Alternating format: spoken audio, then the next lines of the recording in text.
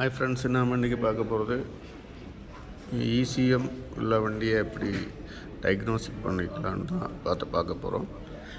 இதுக்காக நம்ம அமேசான்லேருந்து இந்த மாதிரி ஒரு பொருளை வாங்கணும். இந்த மாதிரி ஒரு பொருளை வாங்கி அதை நம்ம வச்சுக்கணும். ப்ளூடூத் ELM 3 to 7 ப்ளூடூத் கனெக்டர்னு சொல்லுவோம். ஆண்ட்ராய்டு ஃபோனில் கனெக்ட் பண்ணுறதுக்காக தான் இந்த அடாப்டர் வச்சுருக்காங்க. இதை நாம் அமேசானில் போய் வாங்கலாம். இந்த மாதிரி வாங்கலாம், இல்லாட்டி டைரெக்டாக மொபைல் இல்லாமையே பண்ணுற மாதிரி இருக்குது. அதுக்காக நம்ம அமேசானில் போய் அமேசானுக்குள்ளார போய் OBD2ன்னு டைப் பண்ணணும். OBD2ன்னு டைப் பண்ணாலே போதும், மிச்சம் அங்கேயே வந்துடும். OBD2 ஸ்கேனர் வந்துடும். ஃபார் ஆல் கார்ஸ்ன்னு வந்திருக்கு. அதை தான் நம்ம கொடுத்துக்குறோம்.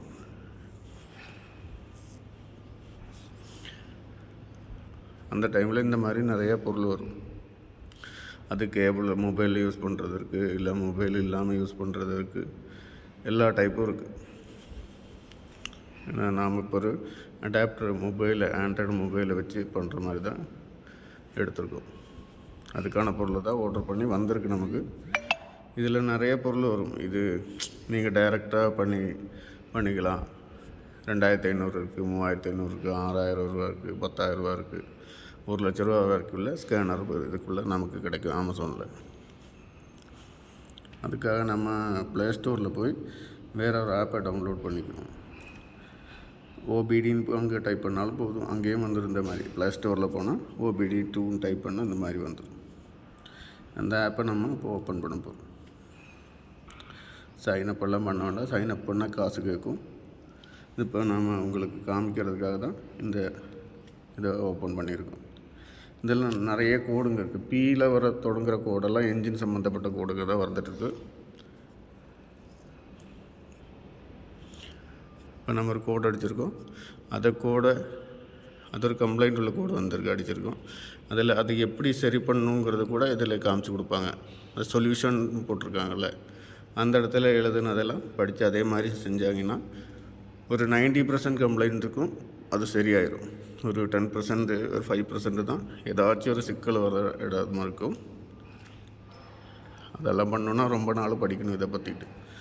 இப்போ நம்ம உங்களுக்கு சின்னதாக தான் படிக்க முடியும். ஃபஸ்ட் உள்ளது இந்த கம்ப்ளைண்ட் சொல்யூஷன் போட்ட இடத்துல மேலே எங்கேயும் ஸ்கோர் பண்ணால் வந்துகிட்டே இருக்கும். அதில் என்னென்ன பண்ணணும்னு, இதெல்லாம் பண்ணால் அந்த கம்ப்ளைண்ட் ரெடி ஆகணுங்கிறது அதில் தெரிஞ்சுக்கும். இப்போ இந்த காரில் தான் நம்ம அதை கனெக்ட் பண்ண போகிறோம். காருக்கு ஃபீஸ் பாக்ஸுக்கு உள்ளதாக அந்த அடாப்டரை கனெக்ட் பண்ணுற மாதிரி சாக்கெட் கொடுத்துருப்பாங்க. ஒவ்வொரு வண்டிக்கும் ஒவ்வொரு இடத்துல கொடுத்துருப்பாங்க. இது டாட்டா நானோவில் இருக்கிறதுனால அந்த இடத்துல இருக்குது. ஃபீஸ் கேரியருக்கு உள்ளார இருக்குது. சில வண்டிக்கு வேறு இடத்துல கொடுத்துருப்பாங்க. மேக்ஸிமம் ஃபேஸ் கேரியர் பக்கத்தில் தான் இருக்கும். இப்போ இந்த அடாப்டரை நம்ம அங்கே கனெக்ட் பண்ணுறோம்.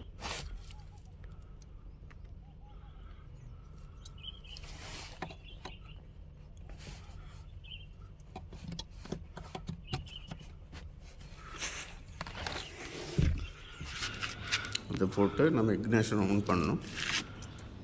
இக்னேஷன் ஆன் பண்ணால் தான் அந்த ஸ்கேனரும் மொபைலாக சேர்த்து கனெக்ட் ஆகும். இக்னேஷன் ஆன் பண்ணி வச்சுக்கணும். அதுக்கப்புறம் நம்ம அந்த டவுன்லோட் பண்ணி வச்ச அந்த ஆப்பை ஓப்பன் பண்ணுறோம்.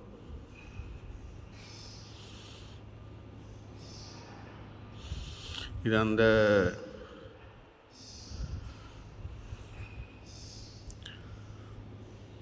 கனெக்ட் வித் ப்ளூடூத்துன்னு கொடுத்துடணும். ப்ளூடூத்தில் தான் கனெக்ட் பண்ண முடியும். வைஃபை கேட்பாங்க. வைஃபை கனெக்ட் ஆகிறது கஷ்டம். நீங்கள் ப்ளூடூத்தே கொடுத்துங்க.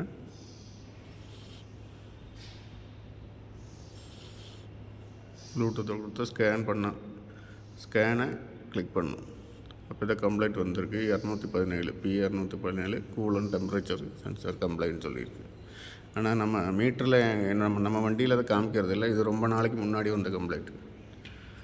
அதை நம்ம சரி பண்ணியாச்சு. அந்த கூலண்டோட ரேடியேட்டர் மூடி தான் கம்ப்ளைண்ட் இருந்துச்சு. அதை மாற்றி ரெடி பண்ணியிருக்கோம். இப்போ ஆட்டோமேட்டிக்காக அந்த கம்ப்ளைண்ட்டு செக் இன்ஜின் லைட் எரியாது. ஆனால் கம்ப்ளைண்ட் இதுக்குள்ளே தான் இருக்கும். இப்போ அதுக்கான என்னென்ன பண்ணணுன்னு தான் அந்த சொல்யூஷனில் கொடுத்துருக்காங்க. இதே இங்கிலீஷ் படிக்க தெரியாத ஒரு ஆளாக இருந்தால் நீங்கள் அதுக்கும் நம்ம ப்ளே ஸ்டோரில் ஆப் இருக்குது, இங்கிலீஷை கன்வெர்ட் பண்ணி தமிழில் கொடுக்கறதுக்கான ஆப் இருக்குது. நீங்கள் அதை யூஸ் பண்ணி கூட இது பண்ணிக்கலாம். அந்த ஆப் ஓப்பன் பண்ணி இதுக்கு நேராக வச்சாச்சுன்னா உங்களுக்கு தமிழில் வந்துடும். இல்லை மலையாளத்தில்னா மலையாளத்தில் வந்துடும். மேக்ஸிமம் இந்த சொல்யூஷனில் கொடுத்ததை செஞ்சாலே போதும். நீங்கள் அந்த கம்ப்ளைண்ட்டு ஒரு 95% ஆச்சு சரியாகும். இந்த கிளியர் பண்ண கேட்பாங்க. கிளியர் டிடிசி கொடுத்தா தான் அது கம்ப்ளைண்ட் அதில் வந்து போகும். ஆனால் நம்ம கிளியர் டிடிசி கேட்கும்போது அதுக்கு காசு கேட்பாங்க. அந்த ஆப்புக்கு ஒவ்வொன்றில் ஒவ்வொரு மாதிரி கேட்பாங்க. இதில் 290 கேட்குறாங்க ஒரு கிளியருக்கு, ஒரு தடவை கிளியர் பண்ணுறதுக்கு. சில ஆப்பில் 15,000 கேட்பாங்க, அது லைஃப் டைம் இருக்கும். அதை சொன்னால் கேபிள் டைப் வாங்கினா இந்த காசு உங்களுக்கு வராது.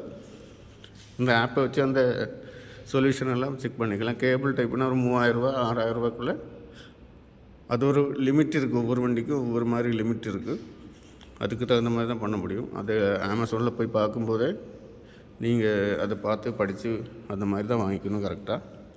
இது பைக்கு கூட நம்ம சரி பண்ணிக்கலாம். இந்த மாதிரி பைக்கோட ஓபிடி பைக் 2ன்னு சொல்லி பைக்குன்னு அடித்தாச்சுன்னா பைக்கோட ஸ்கேனர் எல்லாம் வந்துடும். இல்லை இதெல்லாம் பைக்குக்கு யூஸ் பண்ணலாம். இந்த மாதிரி கேபிள் டைப் இருக்குது. இதில் டைரெக்டாக நம்ம அந்த மொபைல் இல்லாமல் டைரெக்டாக பண்ணிக்கலாம். அதுதான் கொஞ்சம் கீழே போனால் தெரியும். இதான் கேபிள் டைப்புன்னு சொல்லிட்டு 6,790 வருது. ஒன்றுக்கு 2,050. அதுக்கு டிஃப்ரெண்ட்டுன்னா எல்லா வண்டியும் சிலப்போ செக் பண்ண முடியாது. ஒவ்வொரு வண்டிக்கு தான் கொடுத்துருப்போம். இப்போ 6,000 சில்லரோட நம்ம ஓப்பன் பண்ணியிருக்கோம். இதில் எல்லா டைப்பான கேபிள்ஸ் இருக்குது. எல்லா வண்டிகளையும் கனெக்ட் பண்ணி எல்லா விதமான பைக்லேயும் இதை கனெக்ட் பண்ணிக்கலாம். ஏன்னா நீங்கள் இதை குத்திட்டு இன்னொரு விஷயத்துக்கு இதில் நீங்கள் குத்தி வண்டியில் ஏதாச்சும் பார்த்தீங்கன்னா வண்டி ஏதாச்சும் கம்ப்ளைண்ட் ஆகும்னு நினச்சிங்கன்னா வண்டியெல்லாம் ஒன்றுமே கம்ப்ளைண்ட் ஆகாது. இது சாஃப்ட்வேர் அப்டேஷன் ஒன்றும் இல்லை. அதே மாதிரி இம்மோபிலைசரு கீ பயரிங் ஒன்றும் கிடையாது இதில். அதனால் நீங்கள் வண்டி கம்ப்ளைண்ட் ஆகும்னு ஒன்றுமே பயப்பட தேவையில்லை. நீங்கள் இதை வண்டியில் கனெக்ட் பண்ணிவிட்டு நீங்கள் ரீட் பண்ணலாம், டிலைட் பண்ணலாம், அவ்வளோதான் முடியும். வேறு ஒன்றும் இந்த சாஃப்ட்வேரில் முடியாது. அது மட்டும் இல்லை, அந்த கம்ப்ளைண்ட்டை டிலைட் பண்ணுற டைமில் அதை சரி பண்ணால் தான் அந்த டிலைட் பண்ண அந்த கம்ப்ளைண்ட் அதிலேருந்து போகும். இல்லாட்டி மறுபடியும் காமிச்சிட்டே இருக்கும். அப்போ இது வரைக்கும் பார்த்ததுக்கு ரொம்ப நன்றி. அடுத்த வீடியோவில் சென்சாரை பற்றின டீட்டெயில்ஸோட விவரங்களோடு நான் உங்களை சந்திக்கிறேன். நன்றி, வணக்கம்.